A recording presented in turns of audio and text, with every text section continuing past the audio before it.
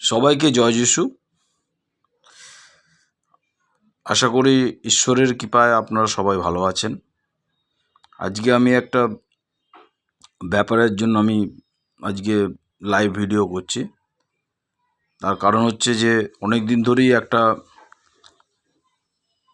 মনের মধ্যে চলছিল যে কিছু কিছু জিনিস নিয়ে, তার মধ্যে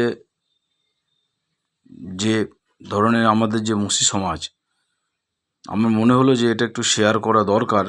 যারা নতুন মসজিদে আসছেন বা যারা অলরেডি আছেন, যারা সঠিক শিক্ষাটা পাচ্ছেন না, তাদের জন্য আমি এটা আলোচনা করছি।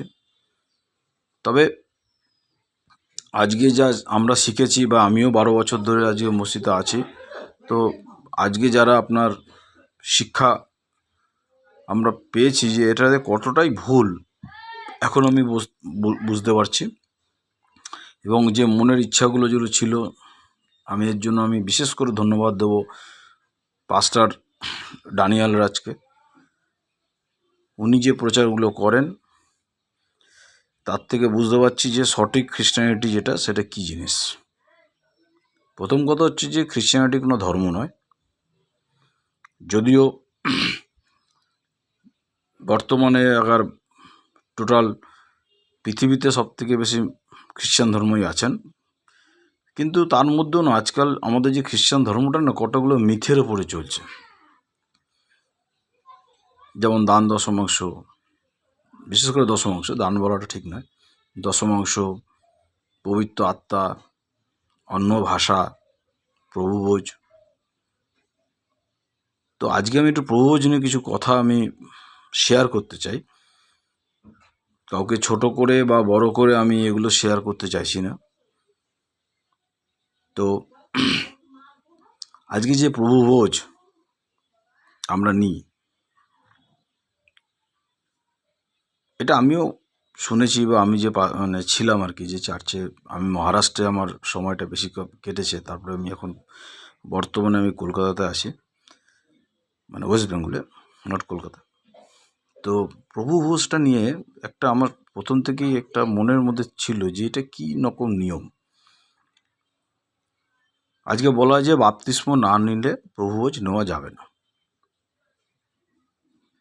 কারণ কি না, ওটা অশুদ্ধ হয়ে যায়। ভালো কথা। তাহলে আমাকে একটা কথা, সোকল্ড যারা পাস্টার, তাদেরকে বিনীত সহকারে জিজ্ঞেস করতে চাই যে তাহলে বাপ্তিস্ম যিনি নেননি, তাদের থেকে আপনারা কেন দশমাংশ চান? কেন আপনারা তার থেকে দান নেন? তো সেটাও তো উচিত না। এটা ফার্স্ট পয়েন্ট। সেকেন্ড পয়েন্ট হচ্ছে যে সাধু পলের ভাষাকে বিকৃত করে আজকে একটা কথা বলা হয়। সেটা হচ্ছে যে ভাই, অনেকে দেখেছি আমি চার্চে, আমার লাস্ট যে চার্চে আমি আছি সেটাও দেখেছি, অনেকে দেখি চার্চে নেয় না, সেই বাপ্তিস্ম নেওয়া আছে, চার্চে নেয় না। কেন নেয় না? না তার পিরিয়ড হয়েছে, না সামনের পাস্টার থেকে নেবো না, কোনো না কোনো কারণ তারা দেখায়, অজুহাত দেখায়। অথচ তারা বাইবেল ক্লাস করেছে, বাইবেল কলেজ করেছে, সব কিছু আছে। কিন্তু সাধুপল তো সেইভাবে বলতে চায়নি। সাধুপল যখন বলছো, যখন তুমি প্রভুভোজ নেবে, তখন তোমার বিবেককে তুমি প্রশ্ন করবে, ক্লিয়ার করবে এটা কেন বলেছিল। ওটা বলা উদ্দেশ্য ছিল, যখন প্রথম সেঞ্চুরিতে যখন মণ্ডলী শুরু হয় 120 জন নিয়ে, বা সাধুপল, পিত্রস, তারপরে জোয়ানা, এরা যখন প্রচার করতেন, তখন কিন্তু নিউ টেস্টামেন্ট বা নতুন নিয়মের বাইবেল কিন্তু আসেনি। নতুন নিয়মের বাইবেল শুরু হয় তিতাসের সময় থেকে।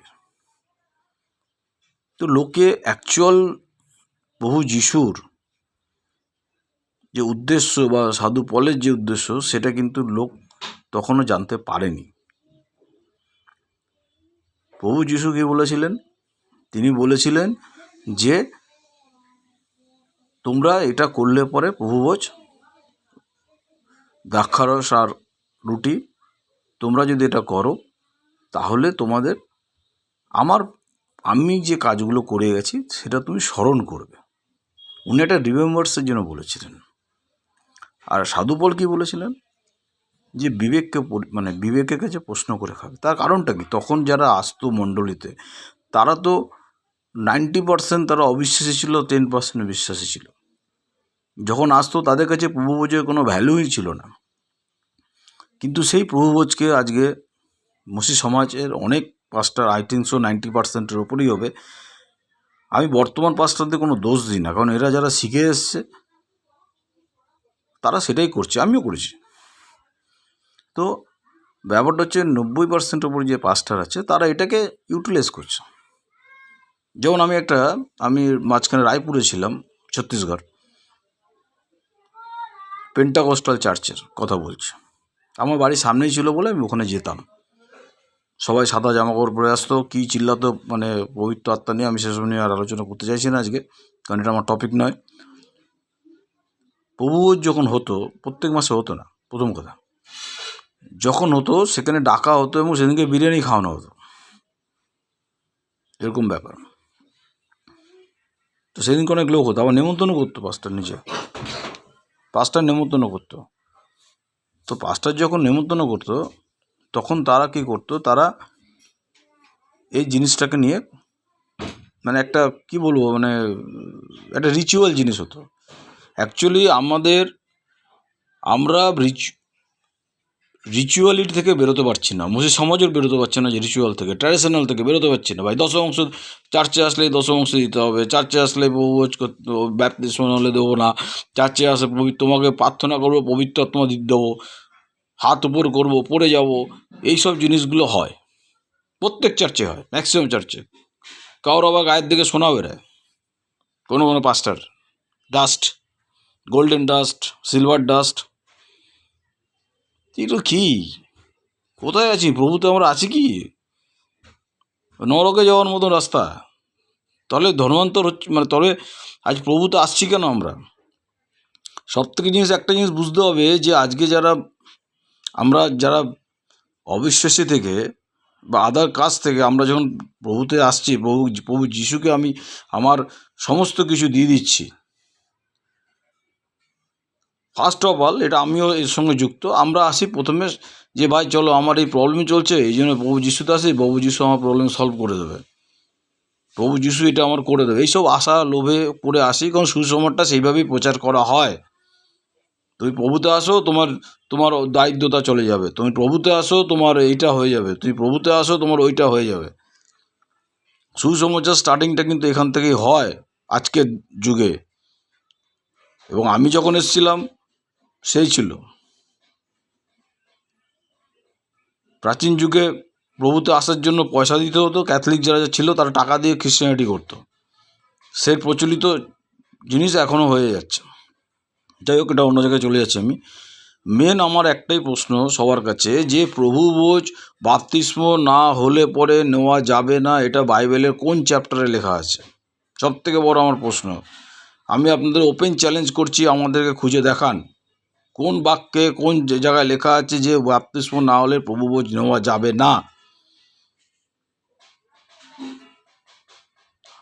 মাঝখানে আবার একজন পাস্টার আমায় বলেছিলেন, আমি নাম নিতে চাইছি না, যে আপনারকে প্রভুভোজের জন্য ওয়াইন দেওয়া হলো, আপনাকে প্রভুভোজ দেওয়ার জন্য আপনাকে রুটি যে এখন সিম্বলিক রুটি যেটাকে বলা হয় সেটা দেওয়া হলো, সেখান থেকে আপনি অন্যজনকে শেয়ার করবেন না। কেন শেয়ার করবেন না? এরা পাস্টার, এরা বাইবেল পড়েছে, টিচিং করছে, ইন্টারন্যাশনাল পাস্টার হয়ে গেছে। কেন করবে না? আপনার নেগেটিভিটি সামনের লোকের কাছে যেতে পারে, আর সামনের লোকের নেগেটিভিটি আপনার কাছে যেতে পারে। এটা কোথায় লেগে আছে বাইবেলে? কী এরা প্রচার করে, এরা পাস্টাররা কিসের প্রচার এগুলো? এটা কি প্রচার হচ্ছে?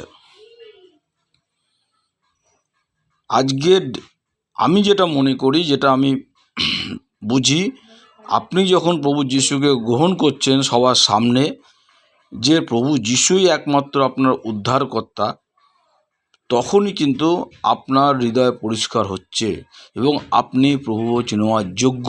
তার জন্য বাপ্তিস্ম নেওয়ার কোনো প্রয়োজন নেই।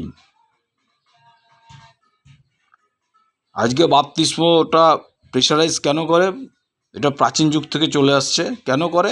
যে ভাই তাহলে তুমি তো আমার হয়ে গেলে, এখন সিম্বলি যেমন রাজনীতিক দলরা করে আর কি, তুমি আমাকে SMS-এ জবাব দাও, তাহলে তুমি আমার এই দলে ঢুকে গেলে মেম্বারশিপ। এটা তো টোটালি বিজনেস হচ্ছে। হৃদয়ের সঙ্গে কথা বলুন।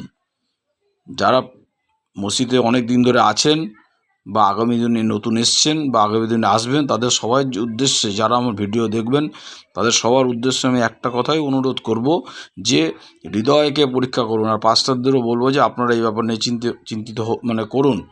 কারণ আজকে আপনারা যা শিক্ষা দিচ্ছেন সেই শিক্ষাগুলো আমার মনে হয় যে ভুল। আজকে 90% লোক এই শিক্ষা দিচ্ছে। প্রভুভোজ নেওয়ার জন্য কোনো বাধ্যবাধকতা নেই। প্রভু যিশুকে জানলেই আজকে আপনার হৃদয় পরিষ্কার হচ্ছে। যারা স্কলার আছেন, যারা বাইবেল টিচার আছেন, তারাও আপনারা খুঁজে বের করুন যে কোথায় লেখা আছে, কোথায় প্রভু যিশু বলে গেছে যে ভাই আজকে তো বাপ্তিস্ম না হলে দেবে না। আজকে আমার একটা কথা বলুন তো, আজকে বাইবেলের প্রভু যিশুর বাপ্তিস্ম নেওয়া তো লেখা আছে, কিন্তু ওনার যে শিষ্যরা ছিল তাদের কার বাপ্তিস্ম হয়েছে?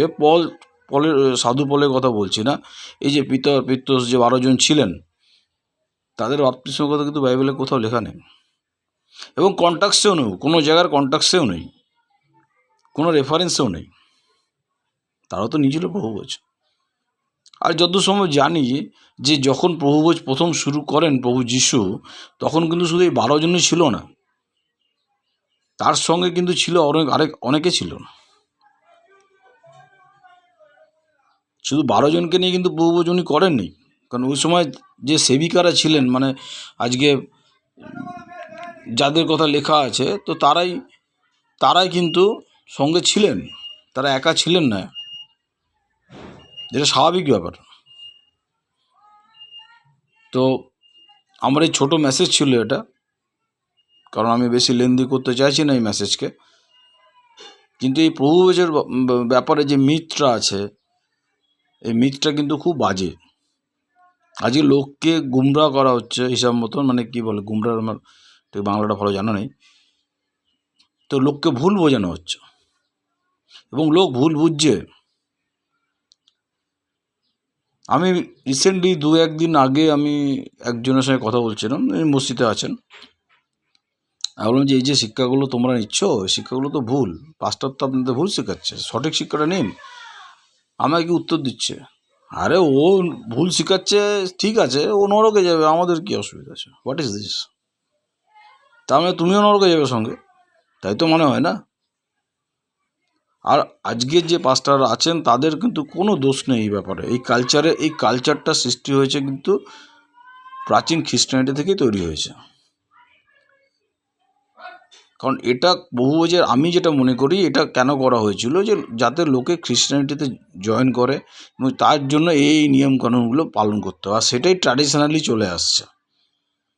কিন্তু এখন দিন এসছে যে আমাদের নিজেদেরকে বিবেক দিয়ে বুঝতে হবে, যেসব যারা চার্চ চালাচ্ছেন তাদের জন্যই। পাস্টার হওয়াটাও তো সোজা না, কারণ আপনাদেরকে বাংলায় বলা হয় পালক। আপনি যখন একটা মেসের পাল আপনি চালাচ্ছেন, তো মেসকে সঠিক শিক্ষা দিন। আপনি নিজে আগে জানুন, ট্র্যাডিশনে যাবেন না। কোনো জায়গায় পাস্টারদের সেমিনার হয় বা তারা শিক্ষা দেন অনেককে পাস্টার হওয়ার জন্য বা অনেক কিছুর জন্য। সেখানে রিসেন্টলি আমি শুনেছি ট্রেনিং চলছিল, বাইবেল ট্রেনিং, যে একটা ট্রেনিং চলছিল, সেখানে এক পাস্টার বলছে যে এর পরবর্তী যে সিজন হবে সেখানে তোমরা আসবে, হিন্দি গান শিখে আসবে, হিন্দি গান করবে এসে। এবার বুঝুন, এবারে হিন্দি গান মানে ওই জাগতিক হিন্দি গান আর কি। আমাদের মুশকিল, আমরা এখনও হয়তো মসজিদে এসেছি, মসজিদ সম্বন্ধে আমরা জানছি, কিন্তু আমরা জাগতিক ব্যাপারটা নিয়েই কিন্তু আমরা 90% আছি সবাই। এর মধ্যে আমিও আছি, কেন মিথ্যা কথা বলবো? কিন্তু আজ সঠিক সময় এসছে, আপনাকে সঠিক জানতে হবে। এর পরবর্তী যেটা আমি বলবো, এর পবিত্র আত্মা বা অন্য ভাষা নিয়ে আমি বলবো, কিন্তু এই যে ব্যাপারটা আমি পাস্টারদেরকে অনুরোধ করব যে আপনারা এই ব্যাপারটা দেখুন, আপনারা নিজেরা আগে ঘাটুন, আপনার চার্চকে পরিবর্তন করুন। কারণ কিছু কিছু জিনিস আছে আমরা ট্র্যাডিশনালি করি, সেগুলোর থেকে আমাদের বেরিয়ে সঠিক শিক্ষায় আসতে হবে। সবাইকে ধন্যবাদ। ঈশ্বর সবাইকে মঙ্গল করুক। জয় যিশু।